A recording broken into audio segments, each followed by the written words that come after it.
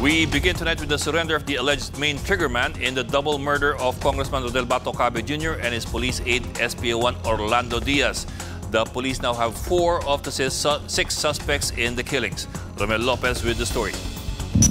The PNP says it now has the main gunman in the assassination of Ako Bicol Party List Representative Rodel Bato Cabe Jr. and his aide SPO1 Orlando Diaz. Henry Yuson alias Romel Yuson, a former CAFGU member, first surrendered to the 903rd Infantry Brigade of the Philippine Army. But an outstanding warrant for rape in Albay prompted the police to take him into custody. Yuson is asking the victim's family for forgiveness.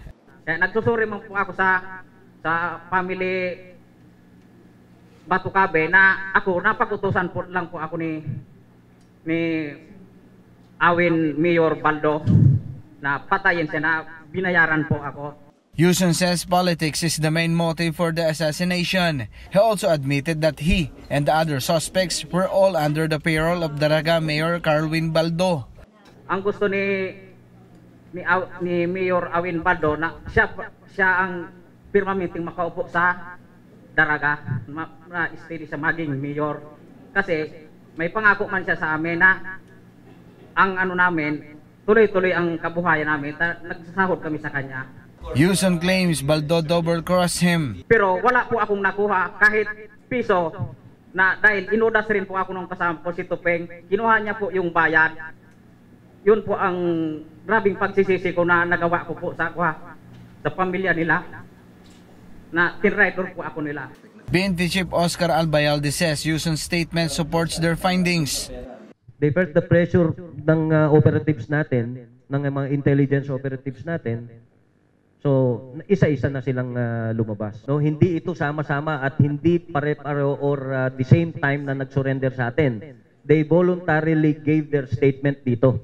And their statements are all consistent, no? Yung sa isa't isa, no? That all point out to the mayor. Lahat sila ang tinuturo si mayor. Aside from Yuson, authorities also arrested Jerwin Babor, the alleged driver of the second getaway vehicle used in the killings. The authorities now have 4 out of 6 suspects. Aside from criminal charges, Baldo will have to face administrative cases before the DILG and the Ombudsman. Immediately kasi pwede nang mag-implement ng preventive suspension para wala na sa pwesto, hindi niya naman pakialaman yung... Remember, nasa butcher o sa payroll niya yung mga suspect. Baka mamaya patanggal niya yun. Ipabura niya yung mga... Nirecommenda niya ito, sir? Oh yes, I will recommend. Anyo says the DILG is now considering Albay as an area of concern in the next elections. For News 5, Romel Lopez, we are One News.